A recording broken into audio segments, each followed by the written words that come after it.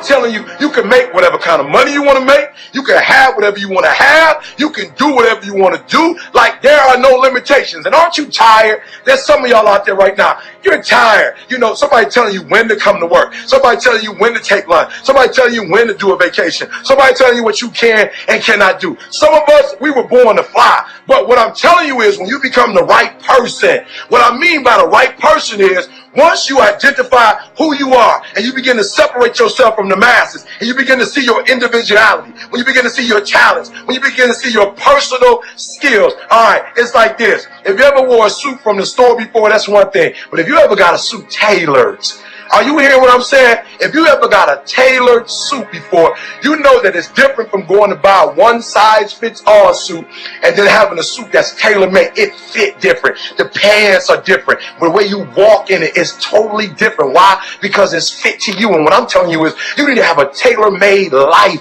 When you were created with a specific purpose, a specific design. I don't care if you was born and your parents didn't claim you. You still special. I don't care if your mama went in your life, your daddy went in your life, you are still special. When you were created, you were designed to do what nobody else can do. And I'm telling you, when you become the right person, what you do is you start separating yourself from other people. You begin to have a certain uniqueness. As long as you following other people, as long as you being a copycat, you will never ever be the best copycat in the world, but you will be the best you could be. So I'm challenging you, number one, I'm challenging you to define your value, right? Number two, I challenge you, listen to me. If you want to make more money, if you want to be more successful, if you want to have and do stuff you ain't never done before, number two, I'm asking you to invest in you. That's right, invest what? Number one, I'm asking you to invest time. I'm asking you to invest time in yourself. Some of y'all, you spend so much time with other people. You spend so much time trying to get people to like you. You spend so much time trying to fit in that you don't even know who you are. You know other people more than you know yourself. You studied them. You know about them. You want to hang out like them. You want to be just like them. And you know what? You've invested so much time in them, you don't know who you are. I challenge you to spend time by yourself. I challenge you to take yourself out. There's some young ladies right now, you fine, you pretty, you got it going on. Some brothers, you handsome, you suave, you got swag. But you know what your problem is? You've been in one relationship after another relationship, and you ain't never been in a good relationship because you don't even know you. You spend so much time taking her out. You spend so much time trying to impress him. You spend so much time buying her flowers, taking her out to lunch. You spend so much time calling him. You don't even know who you are. You heard what I said. You've invested so much of your time in being liked by other people, being loved by other people, being appreciated by other people, that you don't even know who you are. And I challenge you to invest time in your own self. I challenge you to get to a place when people don't like you, it don't even bother you no more. Why? Because you're not concerned with trying to make them happy, because you're trying to blow up. We're talking about the gap. So people like, E.T., how many hours do you study Les Brown? How many hours do you study Jim Rohn? How many hours do you study Les Brown? Listen to me, guys. I try to be as transparent as possible. 0. E.T., where does your inspiration come from? Listen to me. The thing that I love about the lion, and this is why you're at this conference.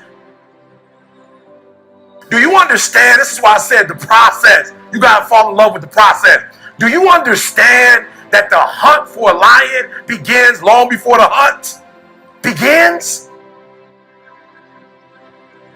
Do you understand that the hunt for a lion begins by listening? Have you ever seen lions before? They're kind of playing, doing their thing, having fun, and then all of a sudden, boom, they stop.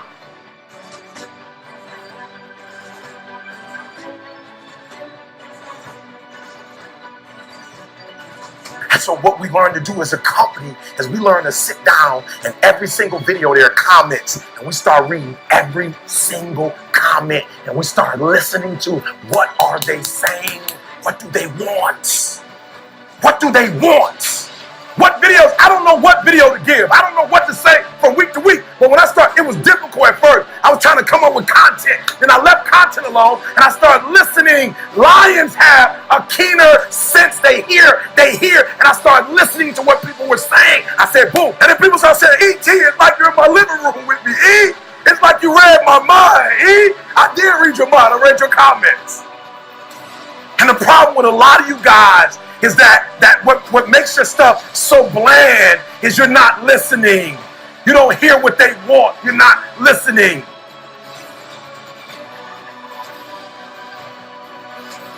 And so a lot of times when you're going after people to help people, but you're not helping people because you don't even know who you're dealing with.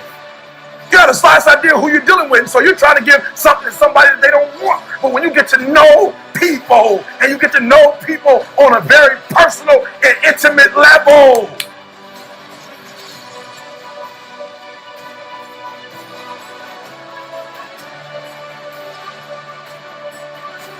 you were born with 2 ears, 1 mouth.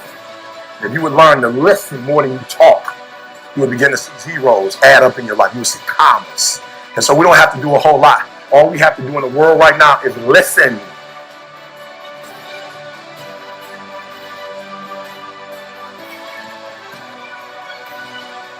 That's 9 to 5. 9 to 5 is go, go, go, go, go, go, go. And can I be honest with you? If you know before you get started, you'll be able to do what people who are doing without knowing will never be able to do.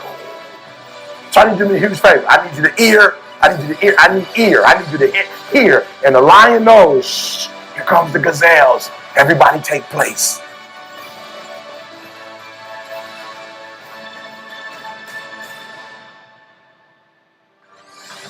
You are powerful beyond measure.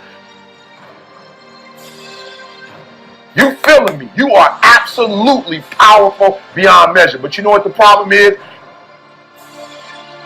You haven't activated it. And how do I know? Because so many of you are still operating on average. Average is so average that most people don't even recognize that they're operating in average. We walk for 2 hours. And what did we do for those 2 hours? We dreamed. We talked about what's next.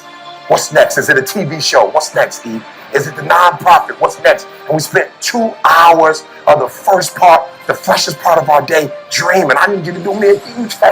I don't need you to get so consumed with the money. I don't need you to get so consumed with college. I don't need you to get so consumed with the stuff. Listen to me. This is how you do it first. The first thing CJ and I did over 6-7 years ago with no money, no human resources, no building, no funding, no support. The first thing we did was we dreamed. We wrote the dream down. We slept the dream. We ate the dream. We rehearsed the dream. We looked at the dream. We talked about the dream. We slept with the dream. We woke up to the dream. We wore the dream. And now, boom, it's our reality. I used to be average, which is why you didn't know me 6 years ago, which is why you didn't know me 10 years ago. But when I realized that I was powerful beyond measure,